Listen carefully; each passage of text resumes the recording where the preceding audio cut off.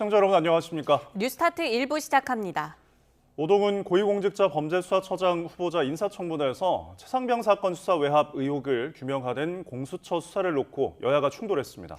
더불어민주당은 공수처의 수사 자질을 따져 물으며 특검의 필요성을 강조했고 국민의힘은 공수처를 만든 건 민주당이라고 맞받았습니다. 정인용 기자입니다. 민주당은 최상병 순직 사건 수사 외압 의혹을 바라보는 오동훈 공수처장 후보자의 입장을 캐물었습니다.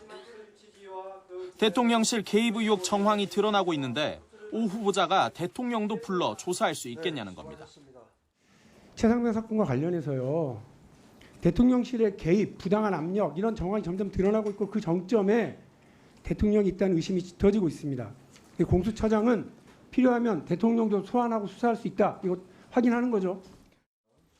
민주당은 공수처의 압수수색, 압수물 분석 등 수사 속도에도 의문을 제기하며 특검이 필요한 이유라고 강조했는데 오 후보자는 입법부의 특검 논의를 존중한다면서도 공수처 수사는 원칙대로 하겠다는 원론적인 답변을 내놨습니다. 입법부에서 현명하게 결정하실 걸로 보고요. 저희 공수처 입장에서는 상관없이 지금 진행되는 수사를 법과 원칙에 따라 진행해야 된다고 생각합니다. 반면 국민의힘은 공수처 수사가 잘 되고 있다며 공수처를 만든 건 민주당이 아니냐고 따져 물었습니다. 또 공수처의 정치화를 부추기고 있다며 수사기관의 중립성을 해치지 말라고 지적했습니다. 공수처는 태어난 이유대로 민주당이 가장 애용하는 수사기관이에요. 결과에 관계없이 고소하고 고발하고 바로 가서 기자회견하는 것 자체가 공수처의 정치화입니다. 여야는 오 후보자가 딸에게 재개발 지역 땅을 편법 증여하고 배우자를 자신의 운전기사로 채용하는 등 가족 의혹이 불거진 데에는 한 목소리로 비판했습니다. 오 후보자는 사실을 인정하고 거듭 송구하다며 머리를 숙였습니다. 절세가 이루어진 부분에 대해서는 국민 눈높이에 맞지 않는 점에 대해서 사죄하는 바입니다. 국민 눈높이에 맞지 않는 부분과 관해서 제가 굉장히 송구하게 생각합니다. 공수처장은 여야 합의 불발로 청문보고서 채택이 이루어지지 않더라도 일정 기간이 지나면 대통령이 임명할 수 있습니다. 최상병 특검과 맞물려 공방이 격화할 가능성도 배제할 수 없습니다. YTN 정인용입니다. 최상병 순직 관련 수사를 이어가는 경찰이 내일 이 진술이 엇갈리는 해병대 지휘구 2명을 함께 불러 대질 조사를 벌입니다. 상관의 수색 지시를 받았다는 주장과 그런 명령은 없었다는 반박에 엇갈리자 두 사람을 동시에 불러 진위를 가리겠다는 겁니다. 이윤재 기자가 보도합니다. 지난해 7월 최상병 순직 사고를 수사한 해병대 수사단장은 최초 조사 결과에서 모두 8명에게 업무상 과실치사 혐의를 적용했습니다. 현장을 지휘한 대대장은 물론이고 여단장, 사단장까지 포함된 겁니다. 하지만 이종섭 당시 국방부 장관 지시로 혐의 대상자는 대대장 2명으로 줄었습니다. 대대장보다 높은 상관들에게 최상병 사망과 관련한 혐의 사실을 특정할 수 없다는 겁니다. 임성근 전 사단장과 해병대 7여단장 역시 수색 지시를 하지 않았다는 주장을 반복했습니다. 심지어 제가 하지도 않는 수중 수색 지시를 제가 했다고 10개월째 주장하고 있습니다. 해병대 7대대장과 11대대장 입장은 다릅니다.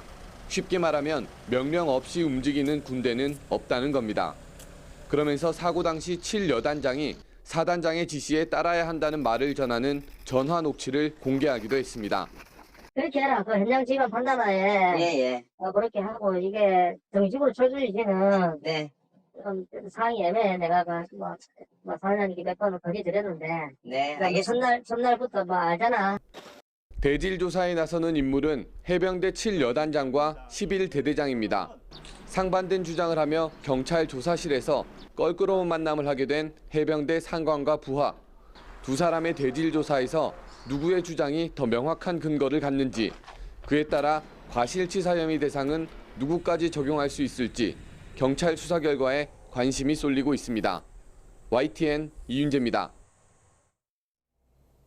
해병대 최상병 순직 관련 항명 사건의 증인으로 채택된 이종섭 전 국방부 장관 측에 지정된 날짜에 출석해 증언하겠다고 밝혔습니다. 이 전 장관 측 변호인은 군사법원 재판부의 결정을 존중한다며 절차에 따라 증인으로 채택된 이상 지정된 기일에 출석해 증언하겠다고 밝혔습니다. 이어 해병대 수사단에 내린 수사 결과 이첩 보류 지시와 박정훈 전 수사단장에 대한 항명 혐의 수사 지시에는 어떠한 위법의 소지도 없었다며 이를 문제 삼는 건 도저히 받아들이기 어렵다고 설명했습니다. 5.18 민주화운동 제44주년을 맞아 광주에서는 추모 분위기가 고조되고 있습니다. 시민군의 최후 항쟁지였던 옛 전남도청 앞 광장 일대에서는 전야제가 열렸는데요. 오늘은 정부가 주관하는 공식 기념식이 열립니다. 오선열 기자입니다. 지난 1980년 5월 광주 시민이 전두환 신군부의 포갑에 맞서 민주화를 외치다 쓰러져간 금남로입니다. 신명나는 풍물 소리에 맞춘 민주평화 대행진이 그날이 돌아왔음을 알립니다. 역사의 현장을 가득 메운 시민은 한 목소리로 5.18 정신의 헌법 전문 수록과 왜곡 근절 등을 촉구했습니다. 5.18에 대해서 저희들이 이제 왜곡된 것들을 좀 알리고 싶고 그런 것들이 우리 교육의 몫이라고 생각하고 오늘은 이제 5월이 하나 되는 그런 5.18의 의미를 함께 되새기고자 이 자리에 함께 했어요. 제44주기 5.18 민주화운동 기념일을 앞두고 옛 전남도청 일대에서 전야제가 열렸습니다. 올해 5.18 전야제는 다양한 방향에서 추모 공연을 즐길 수 있도록 인권과 민주, 5월을 상징하는 3개의 특설 무대가 마련됐습니다. 전야제 무대에선 세월호와 이태원 참사 유가족들이 함께 노래를 부르며 서로를 위로하는 연극도 공연되면서 의미를 더했습니다. 언젠가 봄날에 우리 다시 만나리를 주제로 열린 전야제에는 전국에서 5.18 민주화 운동의 숭고한 뜻을 기리려는 많은 시민이 찾았습니다. 세월호 가족들하고 이태원 가족들이 어머님들을 만나는 것을 보고 그리고 어머님들과 이렇게 하나가 되는 모습을 보고 저는 너무 잘 왔다 이렇게 생각이 듭니다. 국가보훈부 주관으로 열리는 본 행사인 5.18 기념식은 오늘 오전 국립 5.18 민주묘지에서 열립니다. YTN 오선일입니다.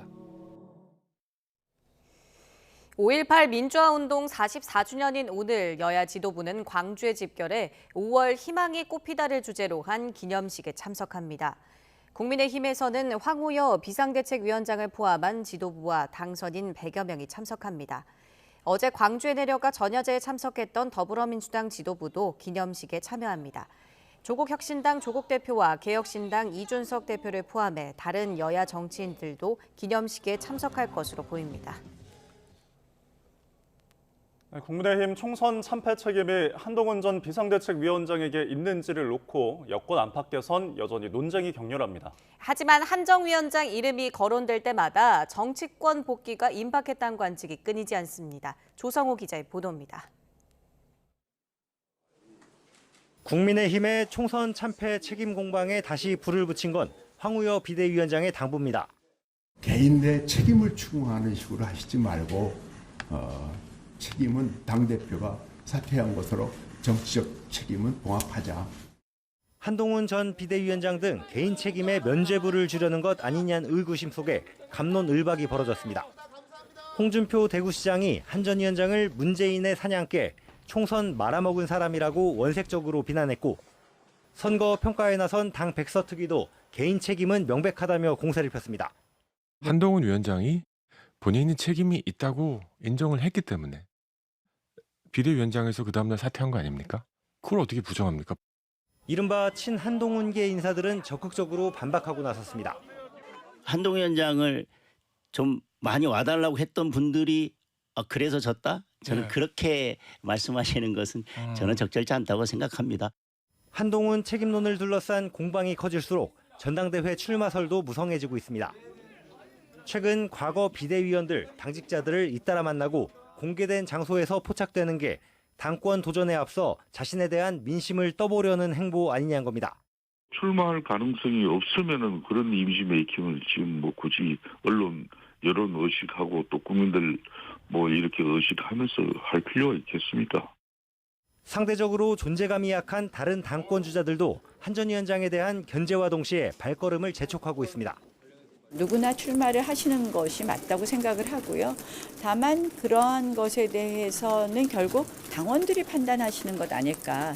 이재명의 민당하고 다른 점이 있다면 우리는 책임지는 보수, 책임을 질 줄 아는 그런 정당이었으면 하는 바람인데 한 전 위원장을 비롯한 당대표 후보군의 비윤계 인사들만 거론되는 상황. 당내 주류인 친윤계의 경계도 만만치 않습니다. 정치하시는 분이 관심이 없는 것도 또 굉장히 서운한 일이겠지만은 그런 과도한 관심도 하면 되게 불편하실 것 같아요. 총선 책임론과 별개로 윤석열 대통령과의 회동 거절을 비롯해 선거 전후로 이어진 대통령실과 편치 않은 관계는 한 전 위원장이 넘어야 할 장애물로 꼽힙니다. 그런데도 한 전 위원장의 등판을 요구하는 목소리는 잦아들지 않고 있습니다. 한동훈 전 위원장은 여전히 당권 도전, 정계 복귀에 대한 입장을 직접 밝히진 않고 있습니다. 그의 재등판을 바라보는 여론 역시 시간이 갈수록 피로감이 커질 거란 점에서 한 전 위원장의 결단 시점이 임박해오고 있다는 관측입니다. YTN 조성호입니다. 이재명 대표의 의중 이른바 명심을 앞세웠던 추미애 당선인이 국회의장 후보 경선에서 패배한 뒤 민주당 내 후폭풍이 이어지고 있습니다.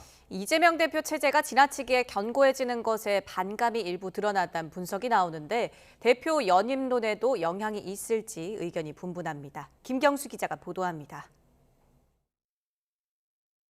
우원식 후보가 재적의원 과반수 이상을 득표하였기에 민주당 국회의장 후보 경선에서 추미애 당선인의 패배는 이변으로 여겨졌습니다. 친명 박찬대 의원이 단독 입후보했던 원내대표 경선처럼 명심, 즉 이재명 대표 의중을 앞세운 추 후보가 낙승할 거란 전망이 빗나간 겁니다. 당선자들의 판단이기 때문에 그게 당심이라고 봐야 되지 않겠습니까? 지나친 명심 강조가 오히려 역효과를 불렀다는 해석과 함께 이재명 대표 연임론에 영향이 불가피할 거란 관측이 나옵니다. 이재명 대표 1급 체제를 둘러싼 우려와 반발이 확인된 만큼 밀어붙이기 어려울 거라는 뜻인데 다만 확대 해석을 경계하는 목소리도 있습니다. 지금 8월 저희들이 이제 다음 전당대회 예정돼 있는데 지금 이제 5월 중순인데 국회의장 선거와 이재명 대표 연임하고는 저는 별개의 문제라고 봅니다. 이번 경선 결과와 맞물려 영국 유학 중인 김경수 전 경남지사의 귀국에도 더 관심이 쏠리는 분위기입니다. 노무현 전 대통령 15주기 추도식 참석차 잠시 귀국하는 거지만 향후 비주류 구심점 역할을 할 가능성이 꾸준히 거론됩니다. 정치인은 본인의 의지와 상관없이 불려나올 수 있는 것이지 본인의 의지는 두 번째 문제라고 생각을 하기 때문에 역할을 해야 될 때가 되면은 해야 된다고 늘 생각하고요. 다만 피선거권이 제한돼 있고 복권도 불투명한데 김 전 지사 역할로는 시기상조라는 시선도 있습니다. 김치국부터 마시면 안 된다고 생각해요. 아직 복권도 안 돼 있고 정치를 재개할 여건이 마련돼 있지 않지 않습니까? 이번 국회의장 후보 경선이 민주당에 남긴 파장이 적지 않은 건 분명합니다. 민주당과 이재명 대표 입장에선 친명 일색이란 비판을 희석할 전화위복의 계기가 됐다는 평가도 동시에 나오고 있습니다. YTN 김경수입니다.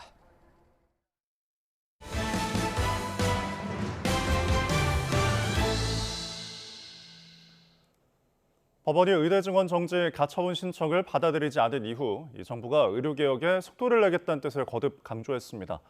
전병환 보건복지부 보건의료정책실장은 의사 집단행동 중앙재난안전대책본부 회의 브리핑에서 지역의료 강화 등 의료개혁 4대 과제를 더욱 빠르게 이행하겠다고 밝혔습니다. 그러면서 병원을 떠나 있는 전공의들을 향해 즉시 소속 병원으로 돌아오라고 촉구했고 의대 교수들에게는 일주일 휴진 등 집단 행동을 자제해달라고 요청했습니다. 반면 의료계는 법원의 판단에 대해 공공복리를 위협하는 결과를 낳게 될 것이라고 우려했습니다. 대한의사협회와 전국의과대학 교수협의회 등은 공동 입장문을 내고 이번 결정은 의대 교수와 전공의 의대생들이 미래에 대한 희망을 잃고 필수 의료 현장을 떠나게 할 것이라고 주장했습니다. 특히 정부가 의대 정원을 늘리면서 전문위원회 등과 현실성과 타당성에 대해 논의한 일이 없었고 각 의대 실사도 부실하게 진행했다고 비판했습니다. 의대 증원에 관한 첫 항고심 결정에서 이 법원이 의대생의 소송 자격은 인정했지만 개인의 학습권 침해보다 공공복리가 우선이라고 판단했습니다. 이번 결정은 의대 교수와 의대생, 전공의들이 줄줄이 제기한 다른 소송 항고심에도 영향을 미칠 걸로 보이는데요. 남은 소송과 절차는 무엇인지 신지원 기자가 정리했습니다. 현재 서울고등법원에는 의대생과 교수, 전공의들이 의대 증원을 중단하라며 제기한 소송의 항고심이 6건 남았습니다. 이 가운데 충북대와 강원대, 울산대 등 의대생이 참여한 소송은 4건입니다. 나머지는 의대 교수나 전공의들이 제기한 소송입니다. 원칙적으로 모든 재판부가 독립된 판단을 할 수 있기는 하지만 남은 소송에서도 항고심 가운데 가장 먼저 결정을 내린 이번 재판부와 비슷한 판단을 할 가능성이 큽니다. 의대생 측은 다른 항고심 결정을 기다리면서 대법원의 판단을 받겠다는 입장입니다. 그러나 재항고에 정해진 절차가 있는 만큼 이번 달 안에 결론이 나오긴 어려운 상황입니다.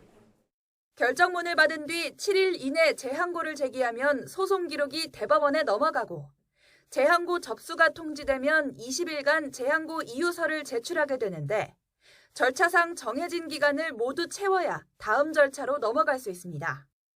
아무리 빨라도 6월 중순에야 대법원이 정식으로 사안을 검토할 수 있게 되는 겁니다.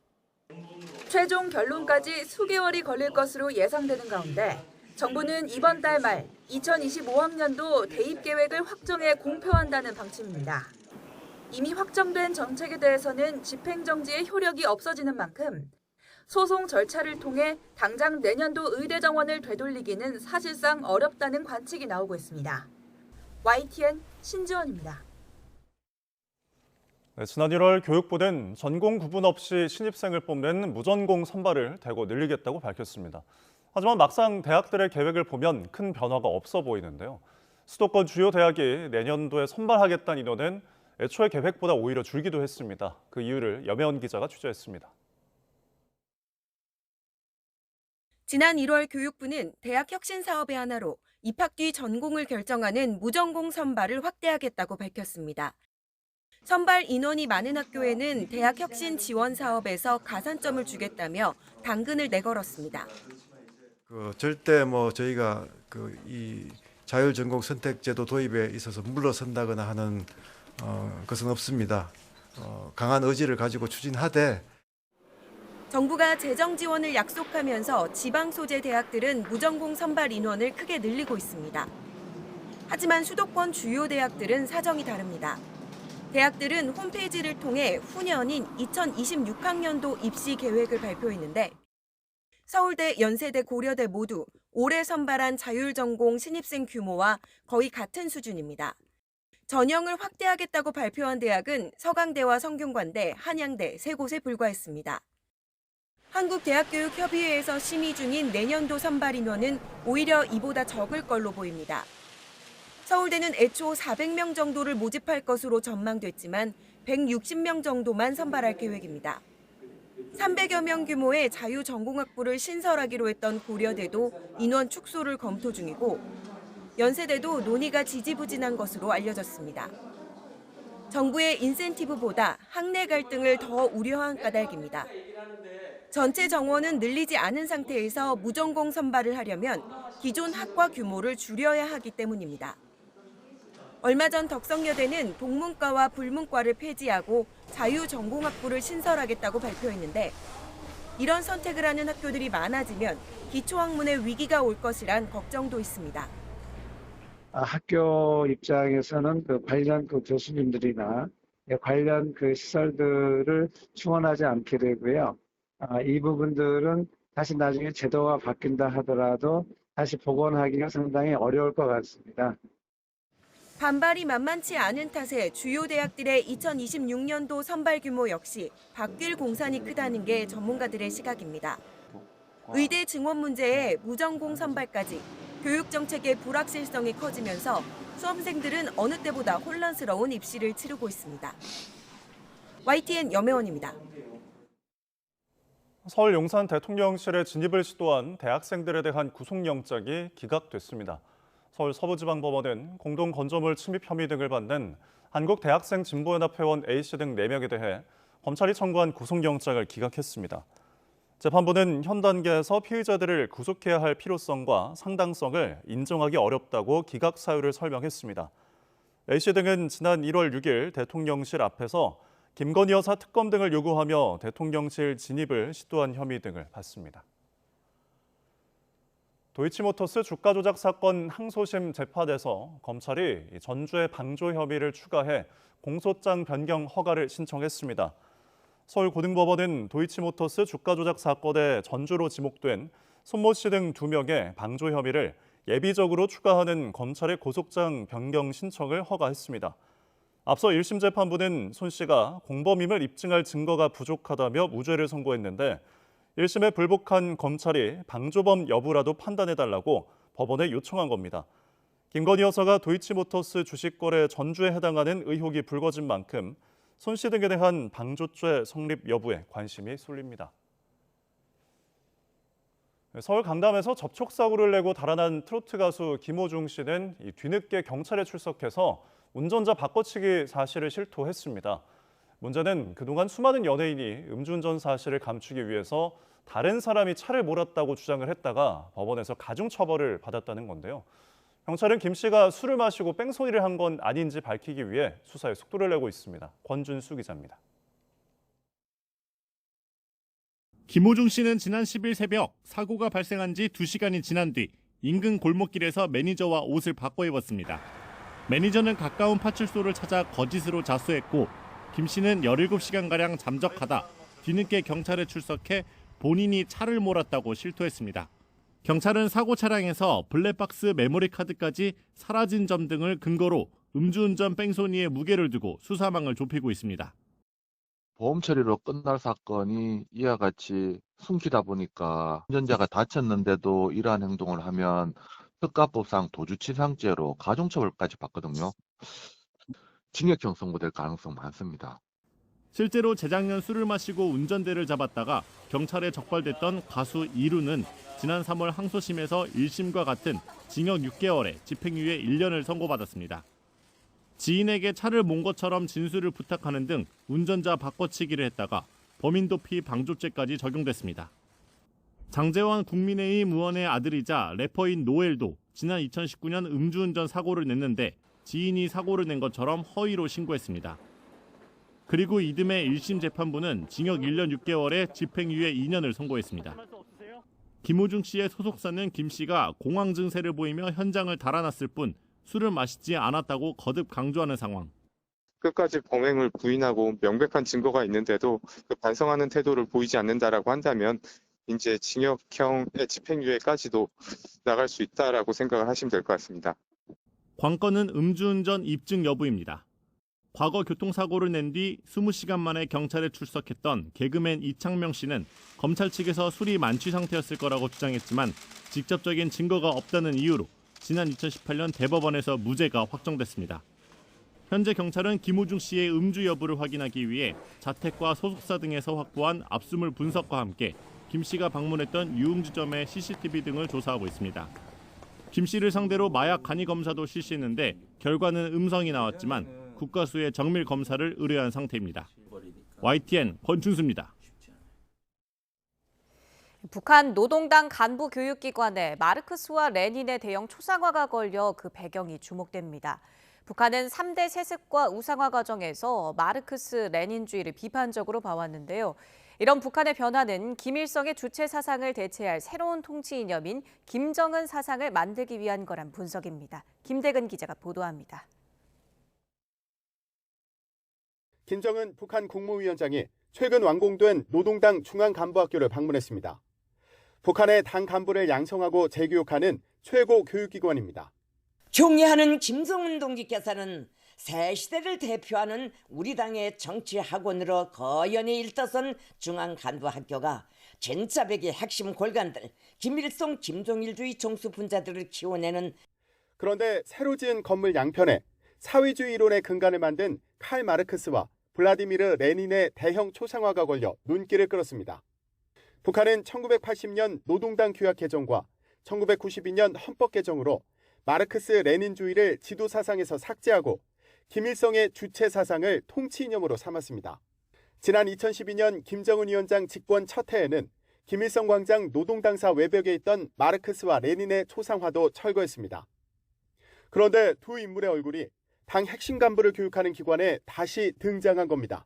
북한은 김일성 집권 초기에 마르크스 레닌 사상을 지도적 이념으로 삼았다가 점차 그 비중을 낮추고 주체 사상을 부각시켜 왔지만 2021년 8차 당규약에서 마르크스 레닌주의의 원칙을 견지한다고 밝히는 등 현재까지 이를 적절히 활용하고 있는 것으로 보입니다. 북한의 이런 움직임은 새로운 통치 이념으로 김정은 사상을 내세우기 위한 준비 과정이라는 분석입니다. 할아버지 김일성과 달리 민족과 통일을 부정한 김정은이 자신만의 사상 체계를 만들며 뿌리를 과거 사회주의에서 찾는 것으로 보인다는 겁니다. 일반적으로 사회주의에서는 민족을 강조하지 않습니다. 세계 시민을 강조하지. 민족 개념을 폐기했기 때문에 김정은으로서는 사회주의에서부터 출발하는 자신의 이데올로기를 만들 필요가 있는 거죠.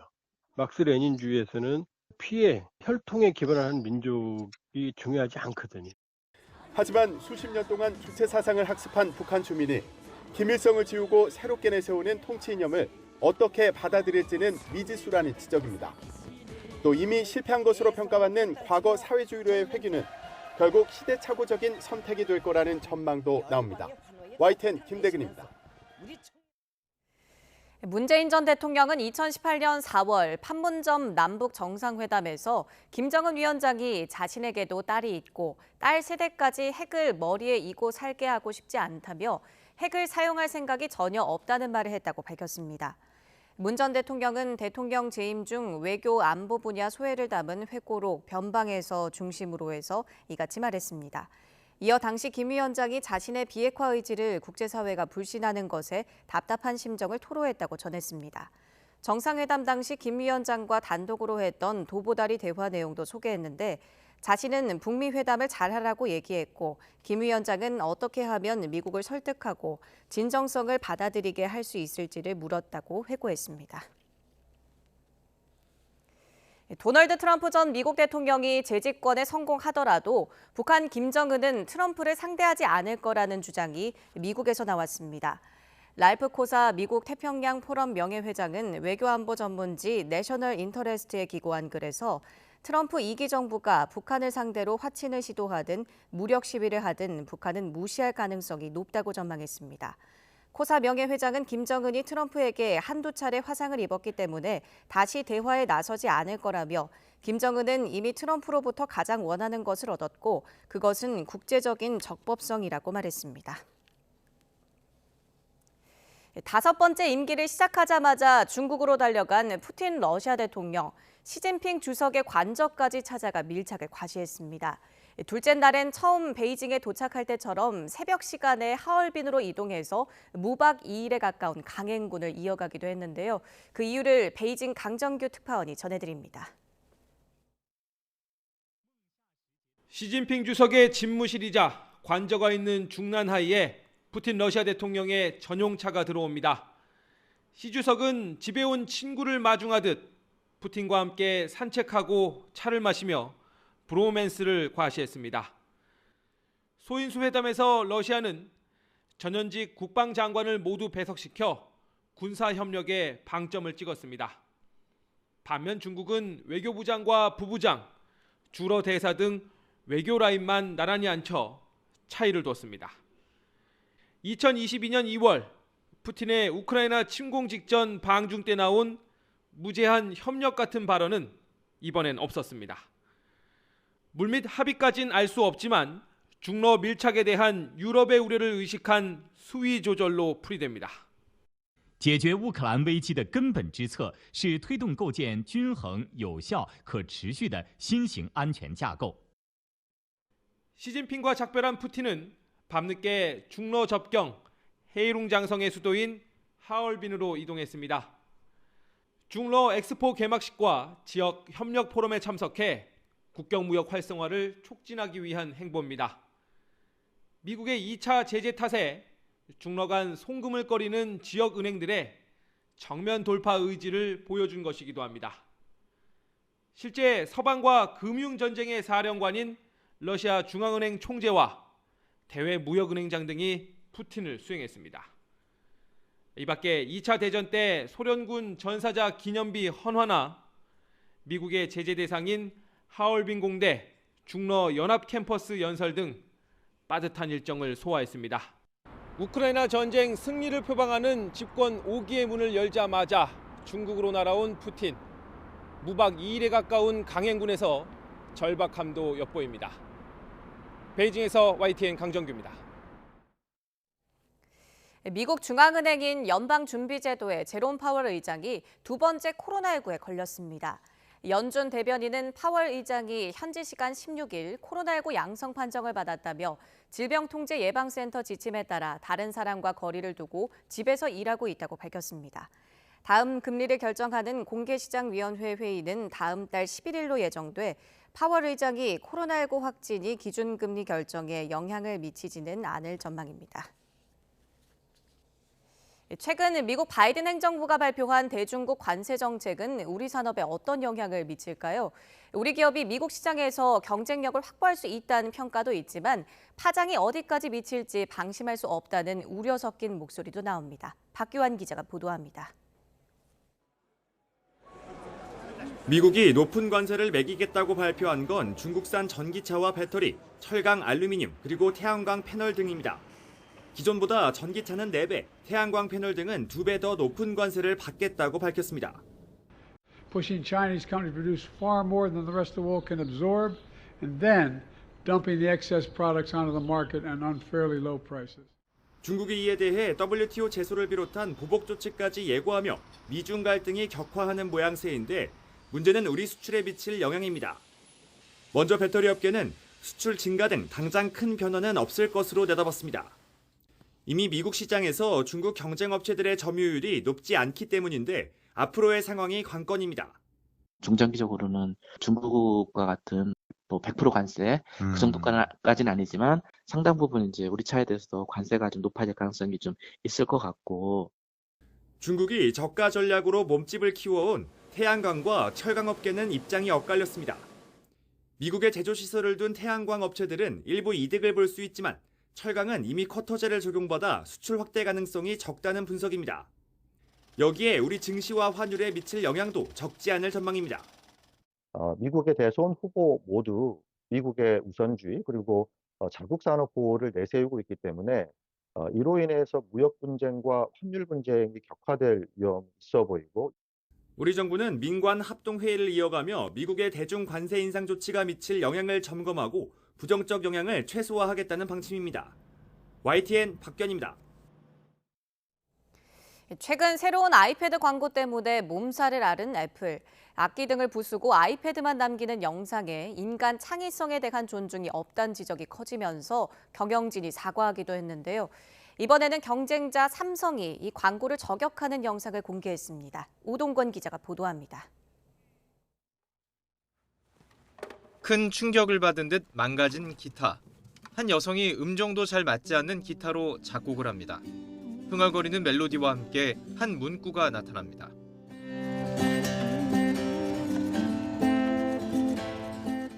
미국 지역 삼성 SNS에 올라온 태블릿 PC 광고입니다. 사실 이 영상은 애플의 아이패드 광고를 저격한 것입니다.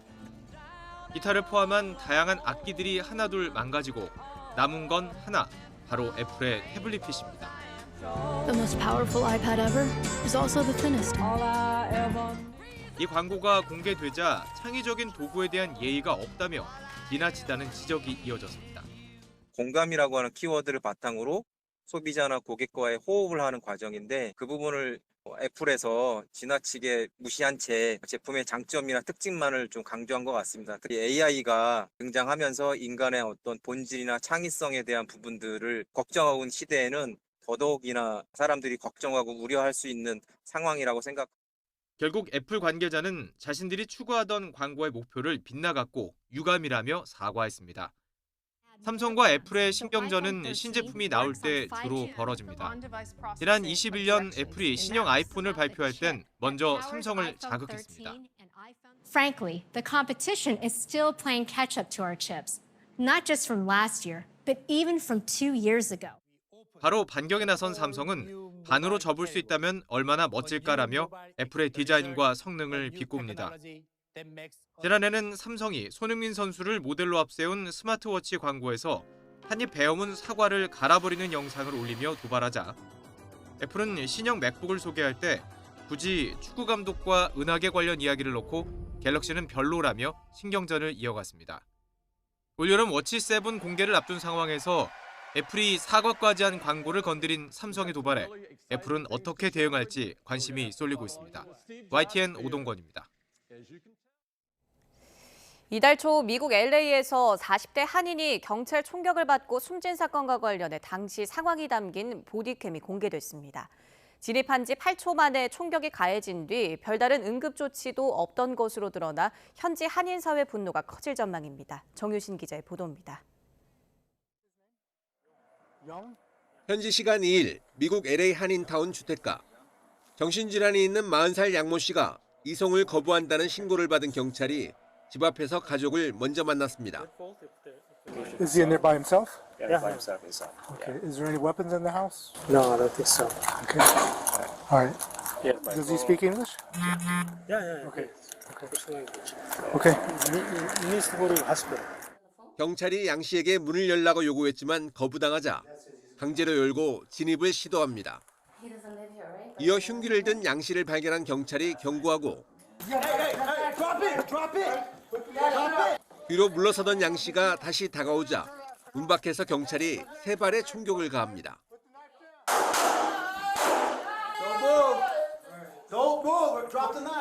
이날 출동한 경찰은 모두 9명.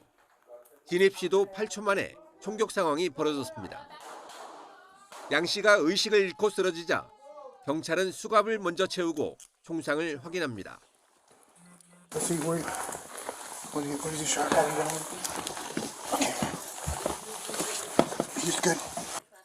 하지만 숨을 쉬라고 말할 뿐 공개한 영상 속에 응급 조치를 취하는 모습은 보이지 않습니다.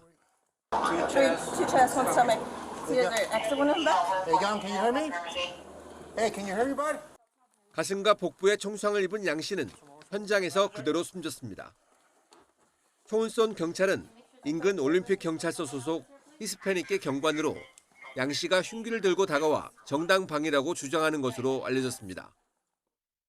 유족들은 과잉 진압으로 아들이 숨졌고 경찰이 진실을 숨기고 있다며 살인죄로 처벌해달라고 요청하고 있습니다. LA 경찰국은 조사가 아직 초기 단계로 결론을 내리기까지 최장 1년 정도 걸릴 수 있다고 밝혔습니다. 이번 보드캠 영상 공개로 한인 사회를 중심으로 진상규명과 대책 마련을 촉구하는 목소리가 더욱 커질 것으로 보입니다. YTN 정신입니다.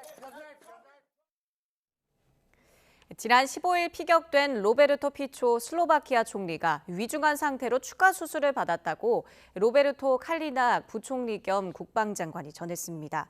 칼리낙 장관은 피초 총리가 중환자실에 입원 중인 반스카 비스트리차의 대학병원에서 기자들에게 피초 총리의 상태는 여전히 매우 위중하다고 말했습니다. 칼리낙 장관은 총리가 약 2시간에 걸쳐 추가 수술을 받았다며 상태가 호전되는지를 보려면 며칠은 더 지나야 할 것 같다고 설명했습니다. 미국 뉴욕 증시의 다우존스 30 산업평균 지수가 사상 처음으로 4만 선을 넘어서 마감됐습니다. 현지 시간 17일 뉴욕 증시에서 다우 지수는 전날보다 134.21포인트 오른 4만 3.59에 거래를 마쳤습니다. S&P 500 지수는 6.17포인트 오른 5,303.27에 기술주 중심의 나스닥 지수는 12.35포인트 내린 16,685.97에 각각 거래를 마쳤습니다.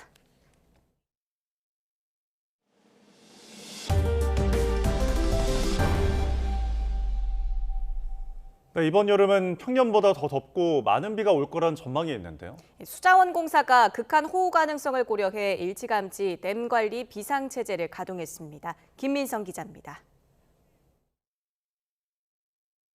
강줄기를 가득 메운 흙탕물.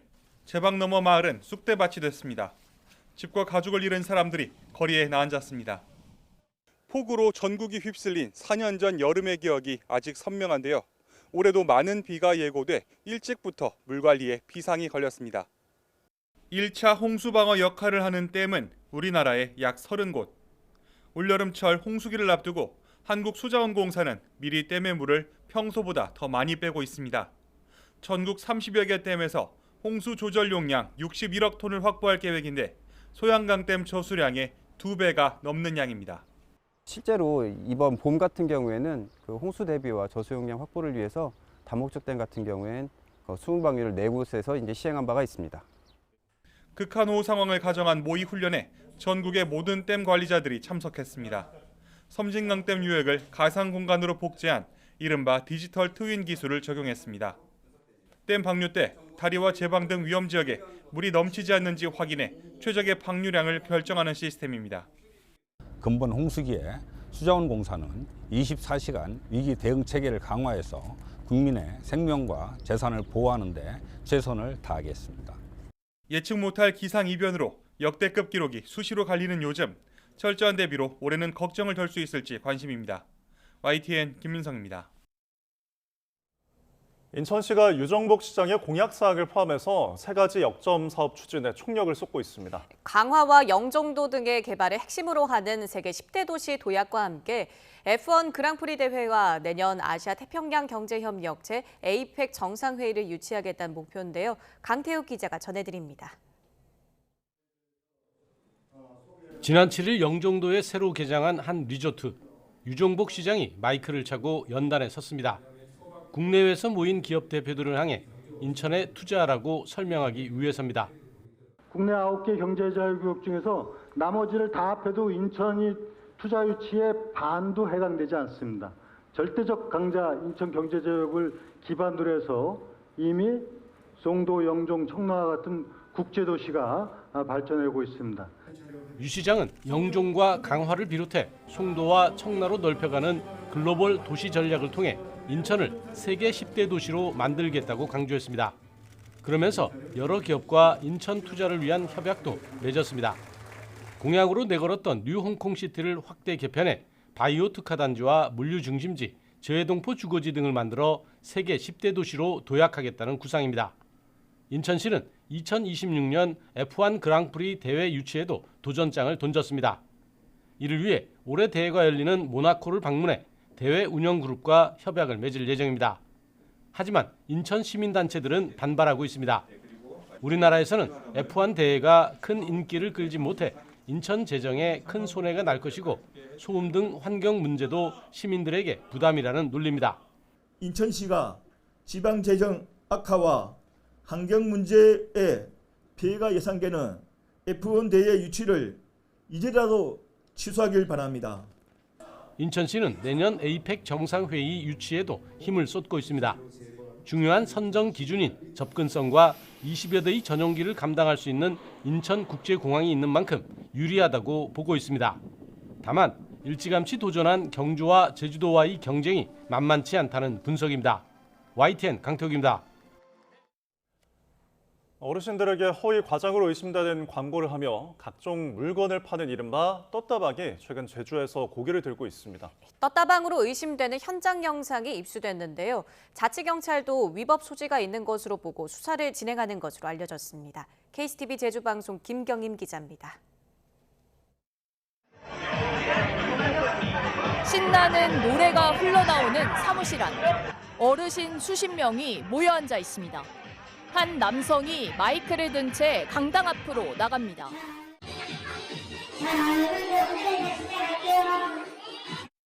행사 이후 나눠줄 사은품과 생필품을 소개하며 어르신들의 호응을 유도하기를 한참.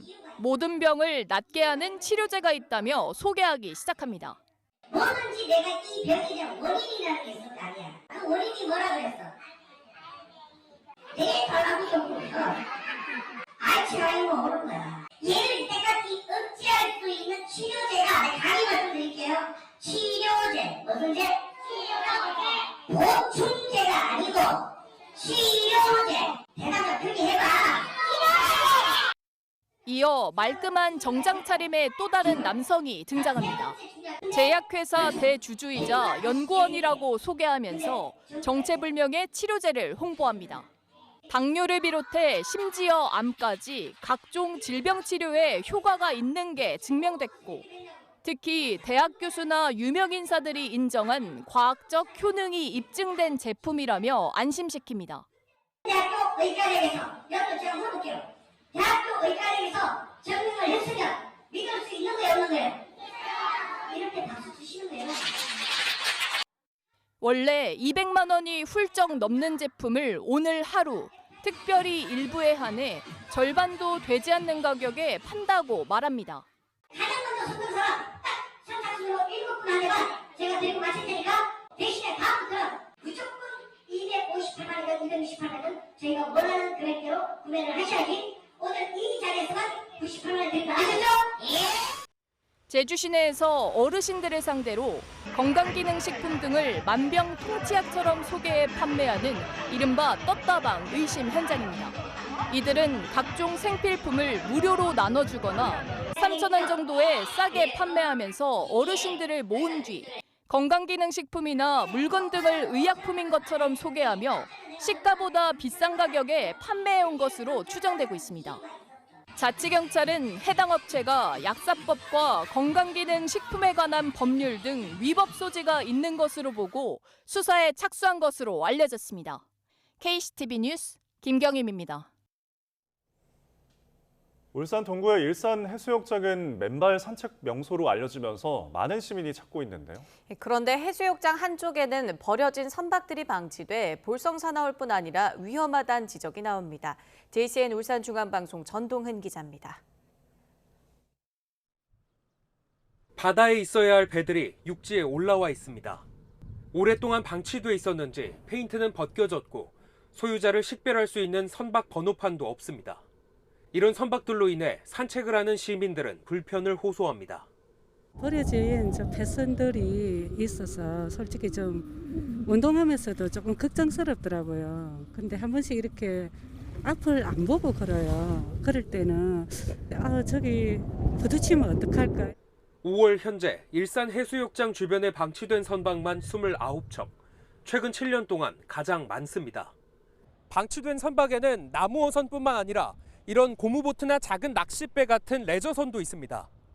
레저선의 경우 개인 차고에 보관해야 하지만 고장이 나면 이대로 버리고 가는 경우가 허다합니다.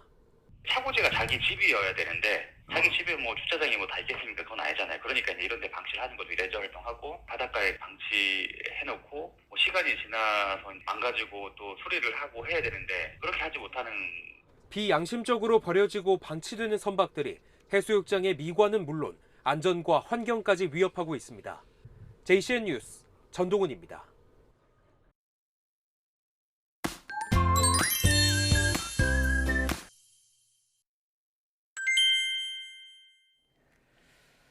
오늘도 한낮은 초여름입니다. 서울이 26도, 강릉은 30도까지 올라서 덥겠는데요.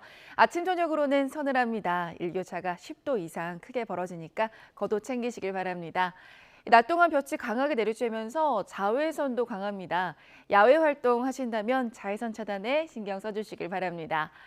현재 제주도에는 건조주의보가 발효 중이고요. 영동 지방에는 바람이 강하게 불고 있습니다. 주말을 맞아 산행 가는 분들은 불조심 해주시길 바랍니다. 현재 기온 살펴보겠습니다. 현재 서울이 16.6도, 춘천이 9.5도, 안동이 11.1도고요. 낮 기온은 서울이 26도, 춘천 28도, 청주와 대구는 29도까지 오를 것으로 보입니다. 날씨였습니다.